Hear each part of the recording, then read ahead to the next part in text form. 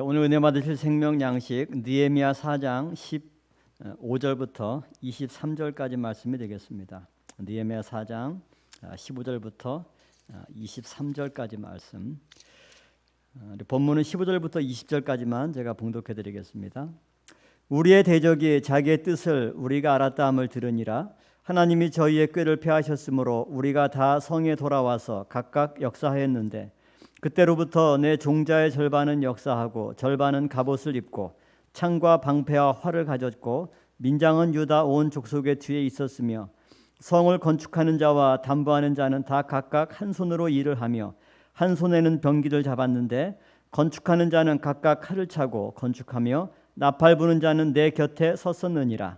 내가 귀인들과 민장들과 남은 백성에게 이르기를 이 역사는 크고 넓음으로 우리가 성에서 나뉘어 산과가 먼즉 너희가 물론 어디서든지 나팔 소리를 듣거든 그리로 모여서 우리에게로 나아오라. 우리 하나님이 우리를 위하여 싸우시리라 하였느니라. 이는 하나님의 말씀이니라. 아멘. 오늘 말씀을 통해서 하나님의 싸움을 싸우라 라는 제목으로 함께 은혜를 나누고자 합니다. 하나님의 싸움을 싸우라. 자, 오늘 본문 말씀 보면 예루살렘 성벽을 재건하는 이런 과정은 단순한 건축 공사가 아니라 방해자들의 치열한 방해와 또 그 모든 공사를 그치게 하려는 군사적인 공격까지도 방어하면서 진행을 해야 되는, 한편에서는 건축 공사요, 한편에서는 치열한 전쟁을 치르는 그런 어떻게 보면 살벌한 공사 현장인 것을 우리는 알 수가 있습니다. 자, 그런데 오늘 본문 15절 말씀 보면 한 가지 원칙이 뭐냐? 느헤미야가 이 모든 과정을 잘 마무리할 수 있었던 원리는 자기의 생각이나 계획대로 움직이는 것이 아니라 하나님께 기도하고 하나님이 움직이시는 그 응답의 결과를 본 이후에 움직였다라고 하는 거죠.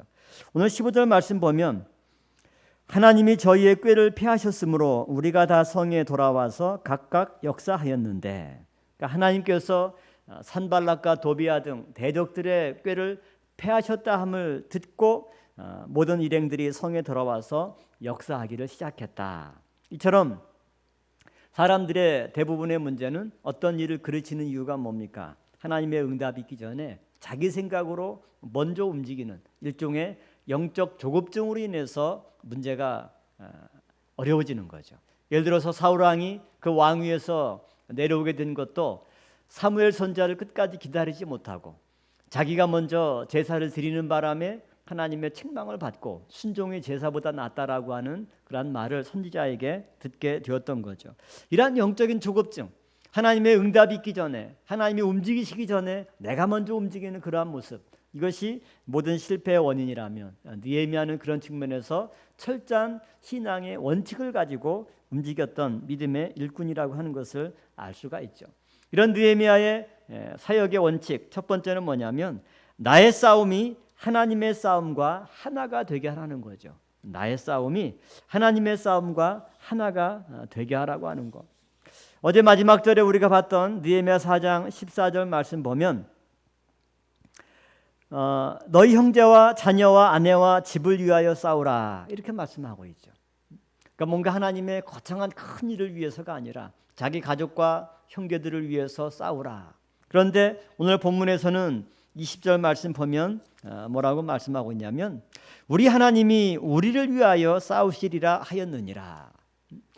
어제 봤던 본문에서는 우리를 위해서 싸우고 일을 하라 이렇게 말씀하고 있다면 오늘 본문에서는 또 하나님께서 우리를 위해서 싸우실 것이다 이렇게 말씀하고 있는 거죠. 그러므로 가장 현명하고 가장 효과적인 것은 뭐냐? 내 일이 곧 하나님의 일이 되고 하나님의 일이 곧 내 일이 되는 것. 이게 가장 성도에게 있어서 효과적이고 또 바람직한 삶의 모습이라고 하는 거죠. 하나님의 일 따로 내 일 따로 하려면 너무 바쁘고 힘들어서 그 두 가지 일들을 쫓아가기가 어렵습니다. 그런데 하나님이 계획하시고 뜻하시고 하나님이 생각하는 것이 나의 생각이 되고 또 내가 하는 일들이 또 하나님의 일이 될 때 얼마나 멋지고 얼마나 효과적이겠습니까? 그러니까 하나님의 일이라고 해서 교회 와서 봉사하고 예배드리는 것만이 하나님의 일이 아니라 내가 직장에서 일할 때도 하나님께 영광 돌려드리기 위해서 일할 때 직장에서 하는 그 일도 곧 하나님의 일이 됩니다. 여러분이 가정에서 살림을 하고 주부로서 일을 하는 이 모든 것들도 가정을 하나님의 성전으로 가꾸고 작은 천국으로 가꾸기 위해서 노력할 때 그 가정에서 하는 그 모든 살림살이 주부로서 가사일을 하는 것도 곧 뭐가 돼요? 하나님의 일이 되는 거죠. 그러니까 내 일이 하나님의 일이 되도록 생각을 바꾸고 그 초점을 맞추어서 일을 할 때 하나님께서 얼마나 기뻐하시겠습니까? 또 하나님께서 어떤 일을 하고자 할 때 무관히 여기는 것이 아니라 그 일에 관심을 가지고 하나님의 일을 내 일처럼 여기면서 하는 것, 이것이 또한 하나님께서 원하시는 일이라고 하는 거죠. 아비가일은 다윗 왕에게 이렇게 얘기하고 있죠. 사무엘상 25장 28절 말씀 보면 내 주를 위하여 든든한 집을 세우시리니 이는 내 주께서 여호와의 싸움을 싸우시며. 아비가일이 증거한 내용은 뭐냐면 다윗이 하는 그 모든 일들 바로 여호와를 위한 싸움을 싸우고 있다, 이렇게 말씀하고 있는 거죠. 객관적으로 말하면 사실은 다윗은 하나님의 싸움을 싸운 것이 아니죠. 사울 왕에게 피난하고 도망치는 것, 이것이 다윗의 일이었습니다. 3,000명의 군사를 풀어서 다윗을 잡으려고 했을 때 쫓겨다니고 거기서부터 벗어나는 것, 오로지 이 생각밖에 없던 거죠. 그러나 아비가일은 분명히 뭐라고 증거하냐면 그 모든 일들 바로 여호와의 싸움을 싸우는 거다, 이렇게 말씀하고 있는 거죠. 여기서 우리가 얻을 수 있는 중요한 영적 깨달음이 무엇입니까? 내가 하는 모든 일들, 이것이 하나님의 일이 되도록 해야 되겠구나. 또 하나님의 모든 일들, 그것이 내 일이 되도록 해야 되겠구나.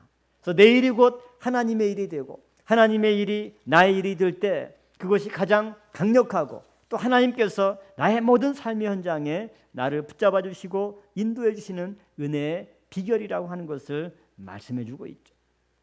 그럼 두 번째로 하나님의 싸움을 우리는 어떻게 싸울 것인가? 오늘 본문에 보면 구체적인 방법들이 나오죠. 첫 번째는 16절 말씀 볼 때 절반은 역사하고 절반은 싸우고, 이렇게 말씀하고 있습니다. 16절 말씀 보면 그때로부터 내 종자의 절반은 역사하고 절반은 갑옷을 입고 창과 방패와 활을 가졌고 민장은 유다 온 족속의 뒤에 있었으며. 이것은 뭐냐면 전쟁을 하는 것도 멈춰서는 안 되죠. 또 공사하는 것도 전쟁을 핑계로 멈춰서는 안 되죠. 그래서 쉽게 얘기하면 두 팀으로 나눈 겁니다. 그래서 A팀은 계속 공사를 하는 거고 B팀은 갑옷을 입고 창과 방패와 활을 가지고 보초를 서면서 적의 공격을 대비하는 거죠. 이처럼 예루살렘 성벽 제거는 그야말로 치열한 전투였습니다. 훈련 상황도 아니고 실제 상황이었습니다. 이런 난관을 뚫고 멈춤이 없이 매일매일 끊임없이 하나님의 일을 진행해 나갔던 그런 모습들이죠. 작은 두 번째로 또 어떻게 하나님의 싸움을 싸웠습니까? 17절 말씀 보면 한 손엔 장비를 들고 또 한 손에는 병기를 들고 일을 했다라고 말씀하고 있습니다. 17절 내용 보면 성을 건축하는 자와 담보하는 자가 다 각각 한 손으로 일을 하며 한 손에는 병기를 잡았는데, 한 손에는 병기를 잡고 또 한 손으로 일을 하는 겁니다. 그러니까 다른 한 손에는 일하는 연장을 들었겠죠. 삽을 들건 낫을 들건 대패를 들건 아니면 망치를 들건, 그야말로 치열한 삶의 현장입니다. 오늘 우리의 신앙생활의 모습이 어떻게 보면 이와 비슷한 모습이죠. 한 손에는 성경을 들고 또 한 손에는 여러분이 직장에서 사회에서 일하는 그 모든 일의 도구를 들고 있는 거죠. 직장에서 일을 할 때도 한편에는 늘 마음 중심에는 뜻을 생각하고 교회를 염려하는 마음으로 같이 일을 하는 거죠. 또 교회 와서 일을 할 때도 기도하는 순간 여러분의 회사의 일들, 여러분의 가정의 일들, 자녀의 문제를 걸머쥐고 또 기도하는 겁니다. 그러니까 이처럼 우리는 뭔가 한 가지만 하면 얼마나 편하고 또 얼마나 우리의 머릿속이 그냥 간단하고 쉽겠습니까? 그러나 우리의 살아가는 삶의 모습 보면 어느 누구도 한 가지 일에만 집중할 수 있는 여건들이 되지 않습니다. 느헤미야와 함께 성벽을 건축했던 사람들이 바로 그와 같이 일했던 거죠. 한 손에는 병기를 들고 한 손에는 연장을 들며 일을 했던 그런 치열한 영적 전투의 현장, 또 치열한 성벽 재건의 현장을 우리는 알 수가 있죠. 그다음 세 번째로 그들은 또 어떻게 일했습니까? 22절 말씀 보면 밤에는 파수하고 낮에는 역사했다라고 말씀하고 있죠. 그때 내가 또 백성에게 고하기를 사람마다 그 종자와 함께 예루살렘 안에서 잘지니 밤에는 우리를 위하여 파수하겠고 낮에는 역사하리라. 흔히 낮에 일하고 밤에 공부하는 것을 주경야독이라고 그러죠. 근데 느헤미야와 함께했던 예루살렘 시민들은 주경야전, 낮에는 일하고 밤에는 보트서고 전투에 대비하는 그런 치열한 일들을 감당했습니다. 도대체 잠잘 시간이 없는 거죠. 잠잘 거 다 자고 쉴 거 다 쉬고 놀 거 다 놀고, 그러고 언제 우리가 어떻게 일을 합니까? 하나님을 믿는다라고 하는 것은 육신적으로 봐도 부지런해야 됩니다. 사회에서도 내가 할 거 사명 다 잘 감당해야 되고요. 또 하나님의 일할 때 얼마나 바쁘고 여러 가지 일들이 끊임없이 많습니까? 느헤미야는 그야말로 주경야전, 낮에는 일하고 또 밤에는 보초를 서면서 저기 우리가 공사해 놨던 이 성과들을 허물어뜨리지 못하도록, 하나님의 귀한 일꾼들을 공격하지 못하도록 방비하는 일에도 게을리하지 않았다라고 하는 거죠. 또한 네 번째는 23절 말씀 보면 항시 전투태세를 갖췄다라고 하는 겁니다. 23절 말씀 보면 내나 내 형제들이나 종자들이나 나를 조차 파수하는 사람들이나 다 그 옷을 벗지 아니하였으며 물을 기르러 갈 때에도 기계를 잡았었느니라. 한마디로 긴장의 끈을 놓지 않는 거죠. 소방대원들이나 특수부대원들, 소위 5분 대기조들이죠. 그들은 잘 때도 완전 군장을 하고 출동 명령만 떨어지면 5분도 채 안 돼서 준비한 그 모든 군장을 차고 즉시 출동할 수 있는 준비를 갖추는 거예요. 자면서도 긴장의 끈을 놓지 않는 거죠. 그렇기 때문에 그런 훈련들을 끊임없이 합니다. 마찬가지로 느헤미야와 함께 성벽 재건에 동참했던 백성들은 그런 소방대원이나 특수부대원들 능가할 정도로 그들은 잘 때도 그냥 긴장을 풀고 편하게 늘어지고 잔 것이 아니라 옷도 벗지 않고 심지어 물을 기르러 갈 때도 긴장의 끈을 놓지 않고 기계를 잡았다, 연장을 잡고 또 무기를 들고 상시 적의 공격에 대비하고 있는 그런 철두철미한 모습을 볼 수가 있습니다. 이런 모습은 어떻게 보면 이 세상의 어떤 군대보다 강한 군대예요. 또 어떤 작업 현장의 일꾼보다 능력 있는 일꾼들의 모습인 거죠. 그러한 과정을 통해서 이들은 성벽 재건을 단순히 건축 공사로 본 것이 아니라 하나님의 일로 보았고 하나님의 선한 싸움을 싸우는 것으로 그들은 여겼고 거기에 맞게 임했던 것입니다. 이런 철두철미한 긴장, 밤낮으로 한시도 깨어있지 않은 순간이 없을 정도로 느헤미야와 그 백성들이 하나가 되어서 일을 할 때 적의 공격을 방어하면서도 하나님의 일에 지연이 없이 착착 계획대로 전개되어서 일을 했던 것을 알 수가 있습니다. 저럼 오늘 저 여러분들이 하나님의 선한 싸움을 싸워서 승리하는 오늘 한 날 되기를 바랍니다. 그러한 믿음으로 나라 민족을 걸머쥐고 기도해 주시고 또 교회와 여러 가지 계획하고 있는 베르트 아카데미에 진행되고 있는 상황들, 또 구속사 세미나를 위해서 여러분의 가정의 더 평안함을 위해서 가지고 있는 기도 제목 놓고 우리 아멘 할렐루야 힘있게 기도하도록 하겠습니다. 두 손 드시고 아멘 할렐루야, 아멘 할렐루야, 아멘 할렐루야.